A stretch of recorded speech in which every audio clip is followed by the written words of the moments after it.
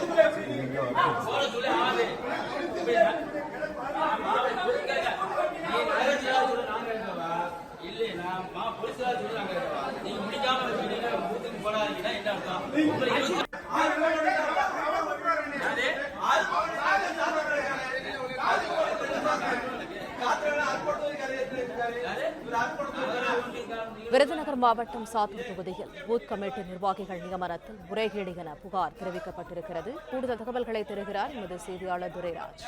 துரைராஜ், முழு விவரங்கள் என்ன?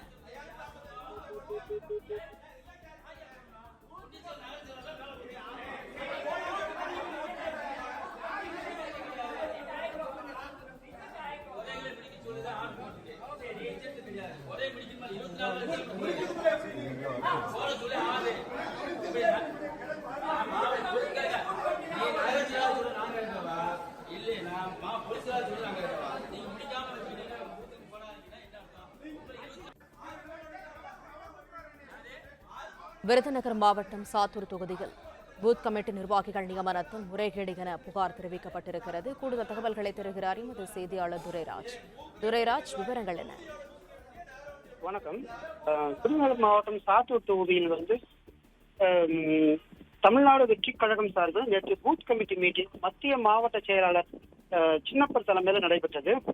இந்த பூத் கமிட்டி கூட்டத்தில் சாத்தூர் மற்றும் அருப்புக்கோட்டை நிர்வாகிகள் பலர் கலந்து கொண்டனர். இந்த நிலையில சாத்தூர் நிர்வாகிகள் பலர் எங்களை முறையா அழைப்பு விடுக்கல அப்படின்னு சொல்லி மத்திய மாவட்ட செயலாளர் சின்னப்பர் மேல குற்றச்சாட்டு வைக்கிறாங்க. அது போக பூத் கமிட்டிக்கு நிர்வாகிகளை இன்னும் நியமிக்காமல் ஆலோசனை கூட்டம் செய்ய ஏற்பாடு செய்வது ஏன் என்றும் நிர்வாகிகள் கேள்வி எழுப்பினாங்க.